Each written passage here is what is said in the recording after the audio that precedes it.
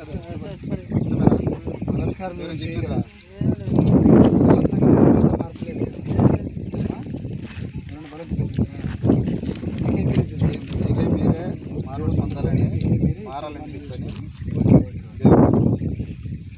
Video తీసిన విషయాన్ని ప్రతి ఒక్కరి దగ్గర నుంచి పేతురు మీరు మారు మనసు పొంది పాప క్షమాపణ నిమిత్తము ప్రతి వాడు యేసుక్రీస్తు నామమున బాప్తిస్మం పొందండి. అప్పుడు మీరు పరిశుద్ధాత్మ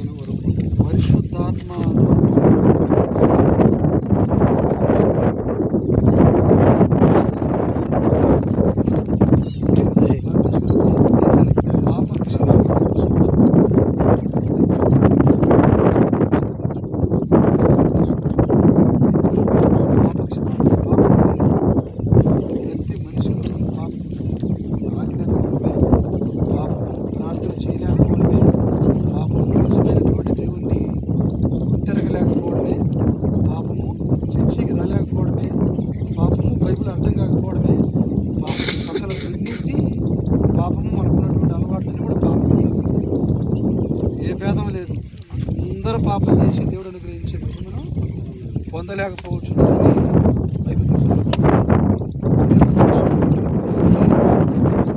ఆ దేవుడు మన పాపాలన్నీ ఏం చేయబడాలా?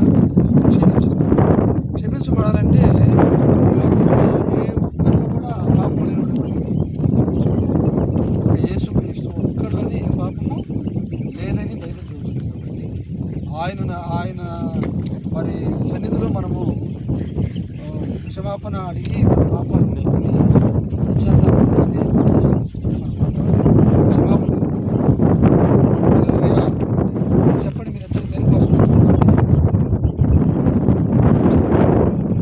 ఈ పాపాలు క్షమించబడాలంటే మీరు బాప్టిజం తీసుకోవాలి.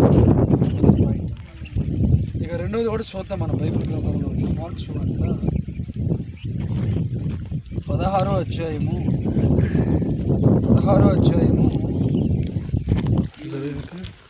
16వ వచ్చినాన్ని కూడా చూడండి ఒకసారి. 16వ వచ్చిన నమ్మి బాప్తిస్మం పొందినవాడు రక్షింపబడును, వారికి శిక్ష విధింపబడును.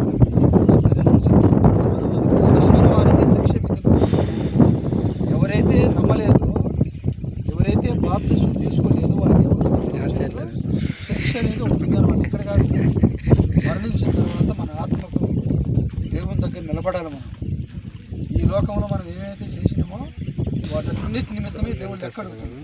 దేవుడు మనల్ని శిక్షిస్తాడు, నరకానికి తీసుకుంటాడు. ఆ శిక్ష తప్పించుకోవాలంటే ఏం చేయాలి? మనము బాప్టిజం తీసుకుంటే శిక్ష లేదు కానీ మనకు రక్షణ దొరుకుతుంది అన్నమాట. హల్లెలూయా. శిక్ష తప్పి ఏమొస్తుంది? మనకు రక్షణ వస్తుంది అన్నమాట. ఇప్పుడు రెండవదిగా బాప్టిజం ఎందుకు తీసుకోవాలా? రక్షణ కోసం.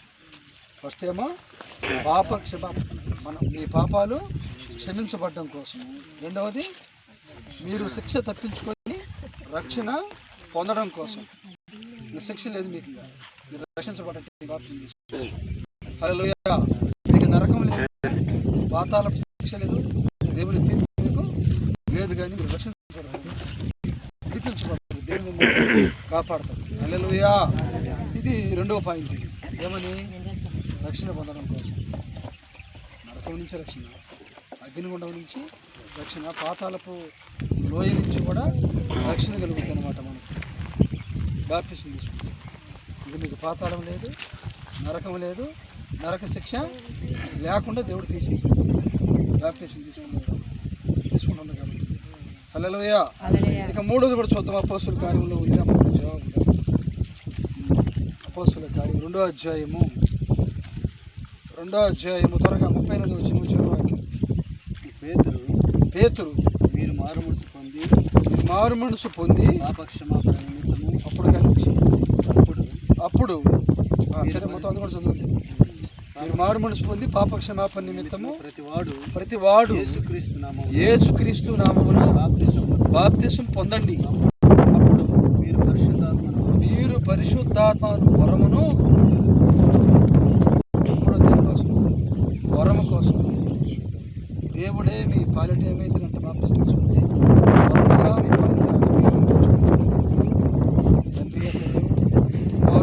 పరిశుద్ధాత్మ దేవుడు తిరియక దేవుడు మీలో నివాసం ఉంటాడనమాట. ఆయనే మీకు వరమగా వచ్చేస్తుంది మీలోకి. హల్లెలూయా. అంతకుముందు ఎవరు ఉన్నట్టుగా? దెయ్యం ఉన్నట్టుగా, పిశాచి ఉన్నట్టుగా, అంధకార శక్తులన్నీ ఉన్నట్టుగా మనలో. కానీ ఈ వదిలిపోయినాయి కాబట్టి ఇప్పుడు ఎవరు ఉంటారంట? సాక్షాత్తు దేవుడే మీకు వరముగా మారి పరిశుద్ధాత్మైనటువంటి ఒక వరము మీకు దేవుడు ఇస్తాడనమాట. హల్లెలూయా. ఇప్పుడు అడగదాం అమ్మాయిని. ఇప్పుడు నువ్వు చెప్పిన బాప్టిజం ఎందుకు తీసుకుంటున్నావు? రెండవది